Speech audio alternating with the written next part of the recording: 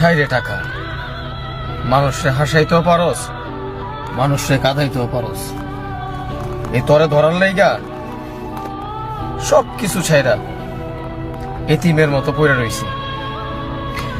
না তোরে ধরতে পারলাম, না যে আপন মানুষগুলা ছিল তাদেরকে ধরে রাখতে পারলাম। তোরে ধরতে আইসা না জানি কত মানুষ পৃথিবী ছেড়ে দিছে। চোখের দেখা দেখতে পারি না রে টাকা।